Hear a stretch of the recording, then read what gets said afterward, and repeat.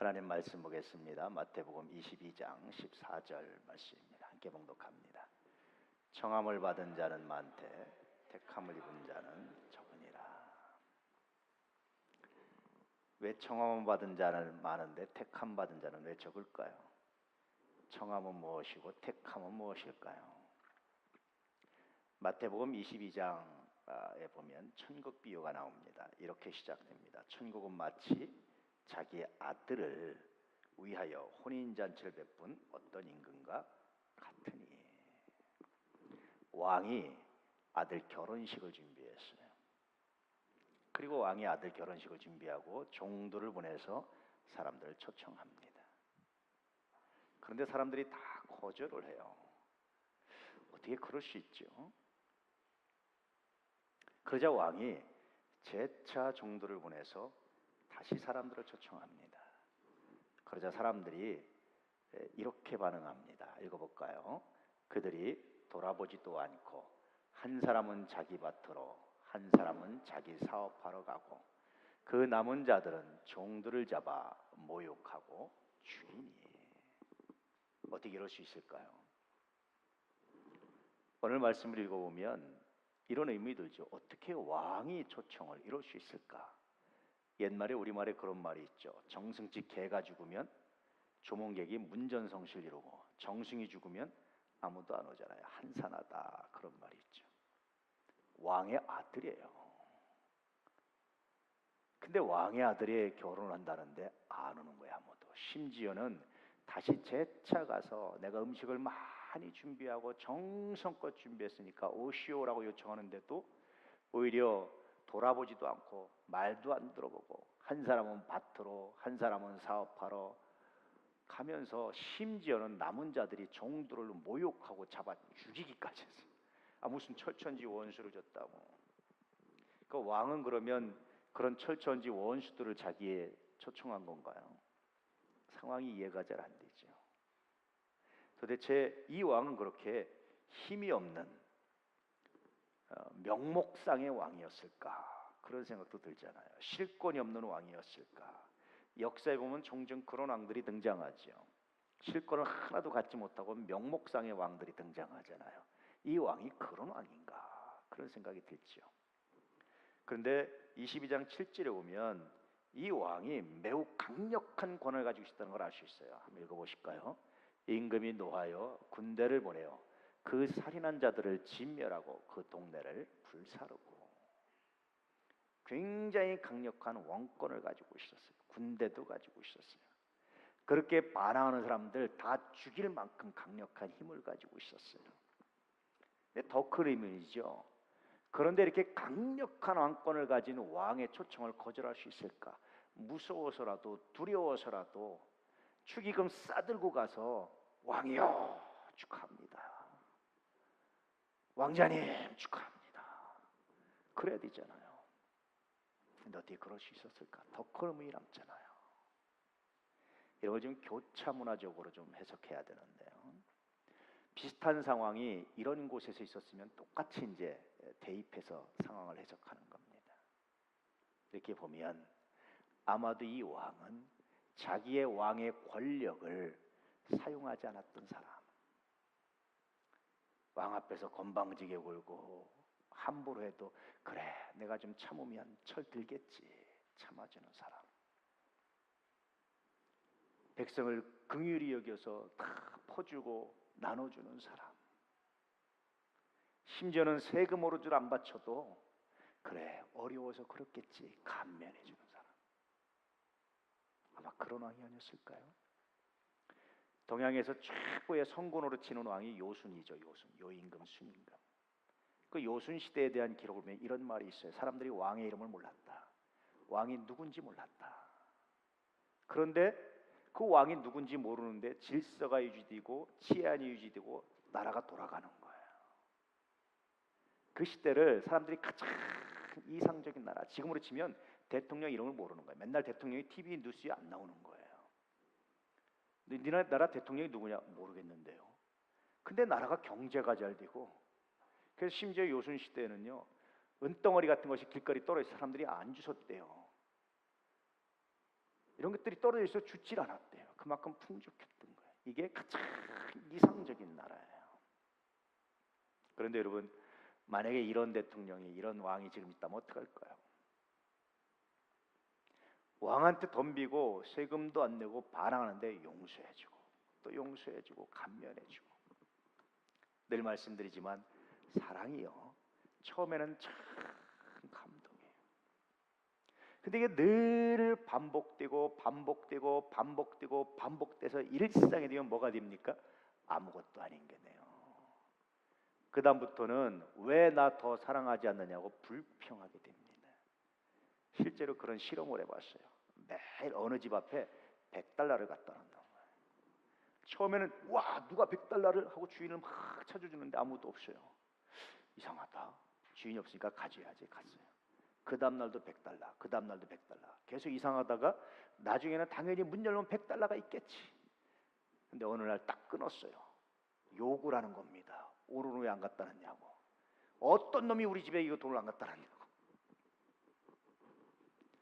이게 우리들의 심리예요. 늘 말씀드리지만 사랑하면 무례하지 않습니다. 근데 사랑받으면 무례해지게 돼 있어요, 사람들이.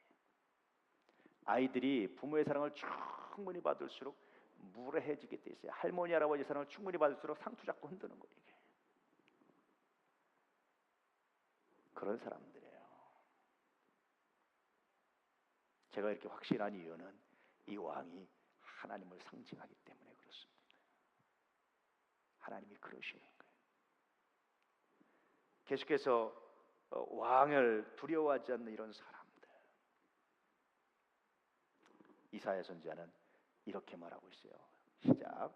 슬프다 범죄한 나라요, 허물진 백성이요, 행악자의 종자요, 행위가 부패한 자식이로다. 그들이 여호와를 버리며 이스라엘의 거룩하신 이를 만홀히 여겨 멀리하고 물러갔도다. 만홀히 여긴다는 게 무슨 뜻이냐면요, 그때그때 생각나는 대로 버릇없이 행동하는 거예요. 기분 내키는 대로 행동하는 게 만홀히 여기는 거예요. 하나님 부르시는데 기분이 싫으면 안 가요. 이거 해.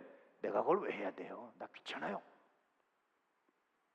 마음대로 버릇없이 생각나는 대로, 말도 그냥 생각나는 대로 내뱉는 거예요. 이게 만홀히 여긴다는 거예요. 이스라엘 백성들이 천지를 창조하신 하나님 앞에 이렇게 했어요. 왜 그런 줄 아세요? 하나님이 기다리고 기다리고 용서하고 또 용서하고. 오늘날 우리들의 모습 속엔 이게 없을까요? 바울은 갈라디아서에서 이렇게 말해주고 있어요. 시작. 스스로 속이지 말라. 하나님은 만홀히 여김을 받지 아니하시나니 사람이 무엇으로 심든지 그대로 거두리라. 하나님은 만홀히 여김 받지 않는다. 사람들이 만홀히 여겨서 그때그때 하지만 하나님이 참고 참고 또 참지만, 그러나 끝까지 회개하지 않으면 하나님은 반드시 심판하신다. 제가 늘 말씀드리지요. 하나님 만약에 여러분 주일 성수 한번 빠졌다고 해서 다리 몽둥이 분들어오시면 빠질 사람이 있겠어요? 아, 주일 빠져도 별 문제 없네. 11조까지 안 해도 아이고 뭐 내가 별 문제 없네. 해도 별거 없는 것 같아. 뭐 공사한다는데 뭐 할 사람만 하는 거지 내가 뭐 별 문제 없네. 그러면 여러분 하나님이 다리 몽둥이 분들어 놓으시면 안 할 사람이 있겠어요?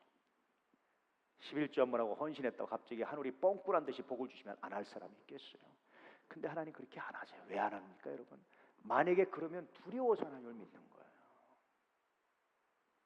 만약에 그러면 복을 받기 위해서 내가 조금 더 투자하는 그런 개념으로 하나님을 믿으면 인격적 관계가 아니잖아요. 하나님 우리가 인격적 관계를 맺고 싶어 하십니다.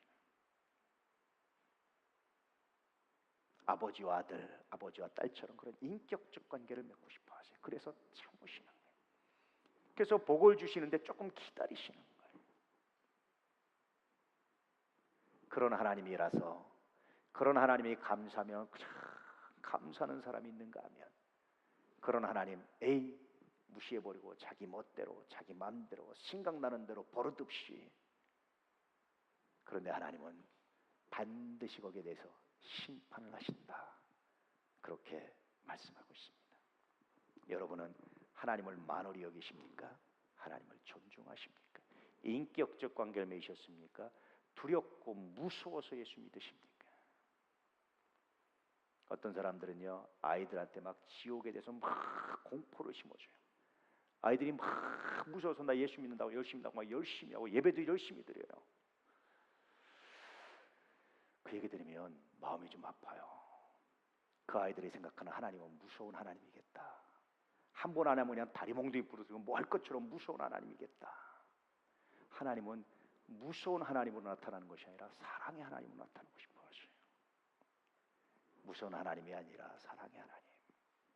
두려워서가 아니라 내가 더 복을 받기 위해서 아니라 내가 사랑하기 때문에, 하나님을 사랑하기 때문에 예배드리고 헌신하고 찬양하는 이런 성숙함이, 인격이, 은혜가 여러분에게 있기를 축복합니다. 할렐루야.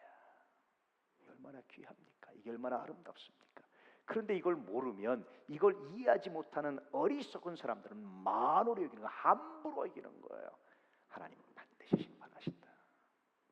참고 기다릴 뿐이지 반드시 심판하신다. 그렇게 말씀하고 있는 겁니다. 다시 오늘 말씀을 보면 이 말씀을 들었던 대상은 장로들, 제사장들, 이런 사람들이었단 말이에요. 여러분, 이들은 자기들 스스로 하나님을 만홀히 여긴다고 생각했을까요? 존중한다고 생각했을까요? 아마 자기들만큼 하나님을 사랑하는 사람이 없다고 생각했을 거예요. 근데 예수님은 그들에 대해서 뭐라고 말씀하십니까? 회칠한 무덤, 겉만 번지르르하고 속은 아무것도. 열심히 하는데 그 안에 의와 인과 신이 빠졌답니다. 심지어는 이 독사의 자식들, 얼마나 부끄럽습니까? 우리들의 모습을 돌아오면서 우리는 하나님을 만홀히 여기고 있는지, 하나님을 두려워서 아니라 사랑하기 때문에 그 안에서 떨고 있는지, 무서워서 떠는 것이 아니라 사랑하기 때문에 떨고 있는지 한번 여러분 돌아보시고 체크해 볼 수 있기를 주님으로 축복합니다. 사람은 늘 세 가지를 체크하고 살아야 돼요. 첫째는 자기 건강 상태, 두 번째는 자기 마음 상태. 어떤 일에 분노한다면, 어떤 일에 쓸데없이 나선다면 내 마음 상태가 정상이 아니에요. 그래서 여러분, 작은 일에도 꽉 차고 있다 폭발해버리는 거예요. 내 마음 상태를 돌아보는 거예요. 세 번째는 영적인 상태를 체크해야 된다. 늘 하루에 3번은 체크해야 돼요. 3가지는 체크해야 됩니다. 내가 하나님을 무서워 살려고 하면 영적인 상태가 정상이 아니에요. 사랑하기 때문에 두려워 떤다면, 사랑하기 때문에 그 앞에 내가 떨림을 가지고 있다면, 이건 정말 최상이고 가장 아름다운 겁니다. 복을 받기 위해서가 아니라 내가 사랑하기 때문에 드린다면 이건 최상입니다. 가장 정상적인 상태, 가장 온전한 상태입니다. 늘 자기 마음을, 자기 영적인 상태를, 자기 몸을 체크해 볼 수 있기를 주의 이름으로 축복합니다. 바리새인들이나 이 사람들은 이 체크에 실패를 했어요. 그래서 자기들은 자기들 스스로 속이는 거예요. 사랑하는 거라고 속이는 겁니다. 자꾸만 자기들 스스로 자기가 쇠뇌를 시켰어요. 그런데 예수님이 적나라하게 그 죄를 드러내시는 거예요. 지난주도 말씀드렸지만 얼마나 싫었을까요? 얼마나 화났을까요? 자기들 죄를 다 드러낸 예수님이 얼마나 싫었을까요? 그래서 죽이려고 그러고 모함하고 음모를 꾸미고 꼬투리를 잡고 결국은 십자가에 죽이는 겁니다. 그런데 예수님은 죽음이 끝이 아니라 다시 부활하심으로 그들의 그 악함을 다시 부활로 바꾸시는, 승리로 바꾸시는 이 하나님의 은혜가 있었다라는 것이 성서의 증언입니다. 오늘 말씀을 다시 보면 왕이 자신의 초청을 거절하자 이제는 종들을 길거리로 내보내요. 누구든지 길거리에서 만나는 사람들 다 데리고 와라. 그리고 소위 말해서 길거리 캐스팅을 합니다. 생각해 보세요. 자기들이 왕의 초청을 받을 거라는 상상을 안 했어요. 근데 그들이 왕의 초청을 받는 거예요. 얼마나 놀라웠겠습니까?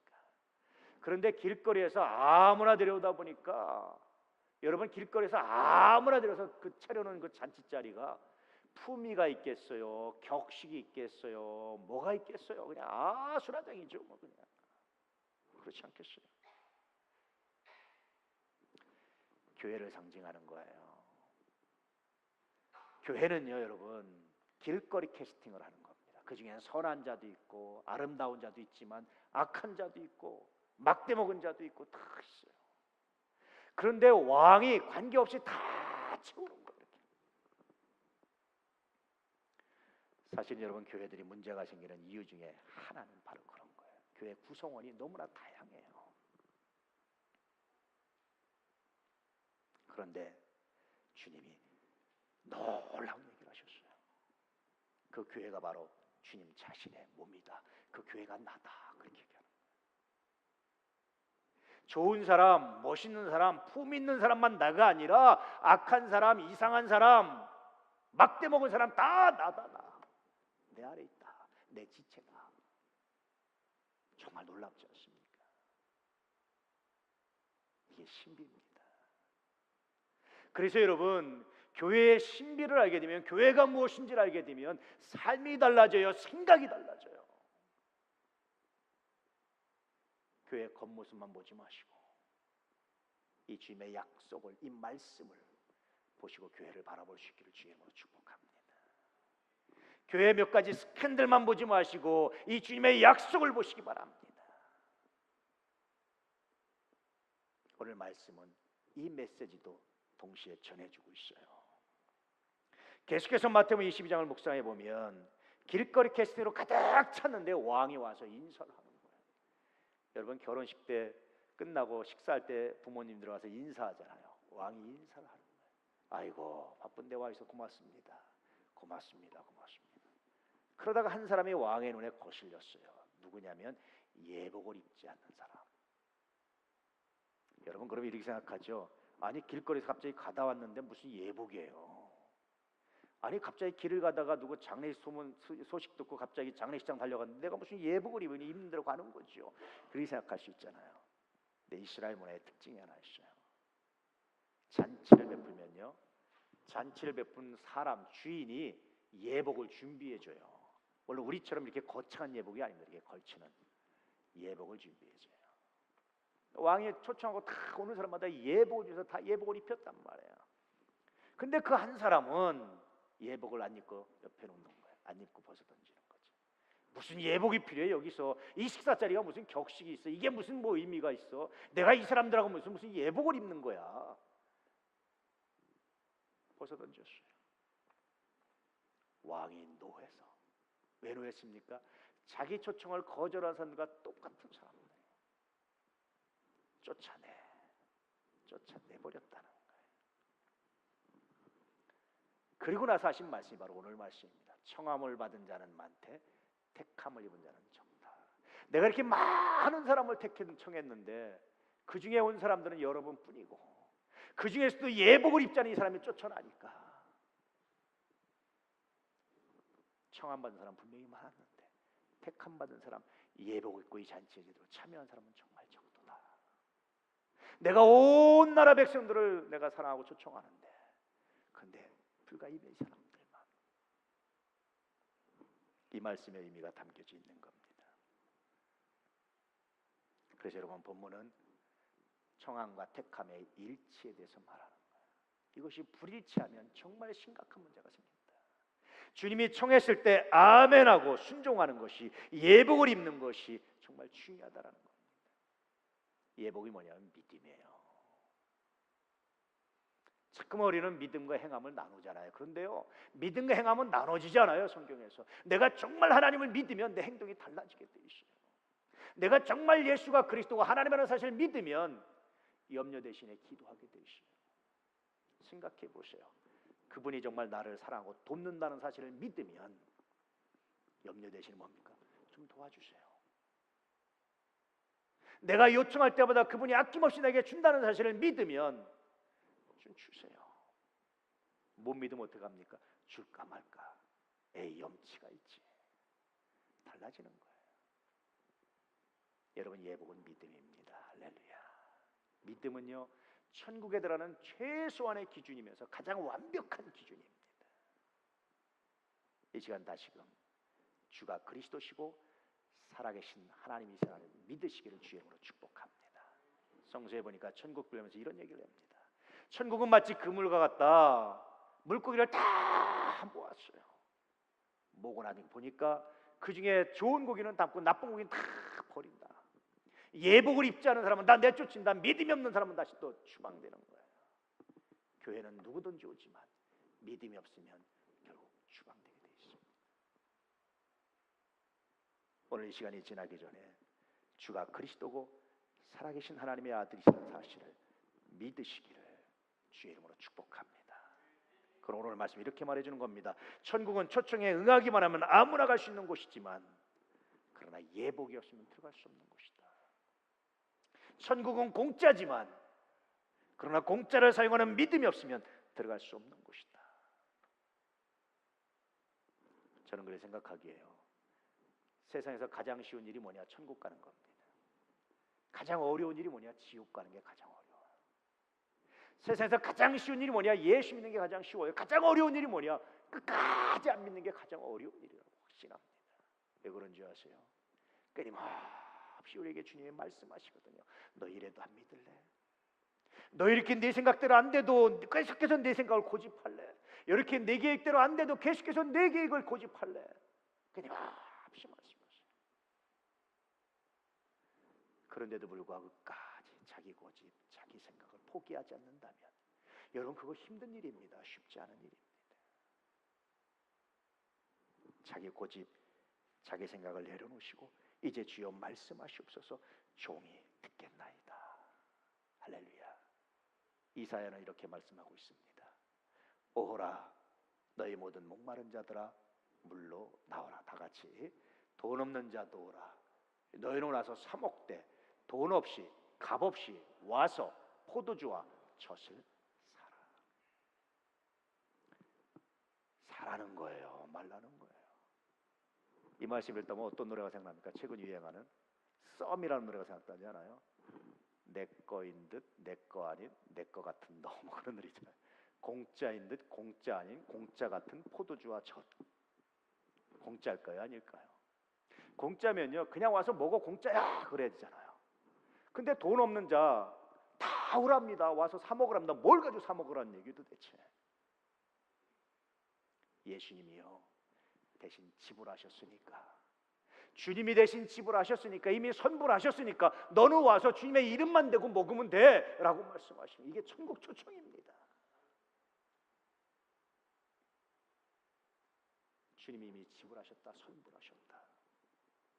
제가 참 좋아하는 말이 선취라는 말인데, 선취하셨다. 프롤랩시스라고 하는데 선취하셨다. 이미 주님이 선취하셨다. 이미 주님이 선불하셨다. 너는 와서 먹기만 하면 돼. 담대히 주님이 선불하심을 믿고 요청하면 돼. 그럼 포도주와 젖을 네가 소유하게 될 거야. 우리 다 청함 받았습니다. 택함 받는 자리까지 나아가는 것은, 이것이 일치하는 것은 주님이 이미 지불하심을 믿고, 할렐루야. 가장 쉬운 적용 중에 하나가 기도입니다. 기도할 때는요, 왜 어떻게 기도합니까? 주님, 내가 이게 필요합니다라고 기도할 때 주님이 이미 이 필요에 대한 모든 것을 지불하신 줄 내가 믿고 내가 주의 이름으로 구합니다. 하실 줄 믿습니다. 할렐루야. 그러다 보면 여러분 청함과 택함이 일치되는 것을 느끼게 돼요. 내게 말씀하신 주님이 그 말씀을 신실하게 이루어 가신 것을 깊이 경험하게 됩니다. 고백하게 됩니다. 사랑하는 도난 가족 여러분, 청함과 행함이 일치가 되기를 축복합니다. 믿음으로 청함에 응하시고 기도로 기도하심으로 택함에 합당하시길 축복합니다. 부르심에 합당한 삶, 바로 이 삶에 대해서 말씀해 주고 있는 거예요. 오늘 다시 말씀을 전합니다. 주는 그리스도시요 살아계신 하나님의 아들이십니다. 마음 중심으로 고백할 수 있기를 축복합니다. 그렇게 고백했기 때문에 주께서 어떤 상황에서도 나를 구해 주시고 건져 주실 거라는 사실을 믿으시고 담대하십시오. 이 믿음이 여러분을 살게 합니다. 구원을 경험하게 합니다. 승리하게 합니다. 할렐루야. 이 승리의 이야기로 다시 복음 전할 수 있는, 복음 이야기할 수 있는 믿음의 사람들 되시기를 진실로 축복합니다. 오늘 말씀을 다 같이 한번 읽어보겠습니다. 시작. 청함을 받은 자는 많되 택함을 입은 자는 적음이라. 기도하겠습니다. 아버지 하나님,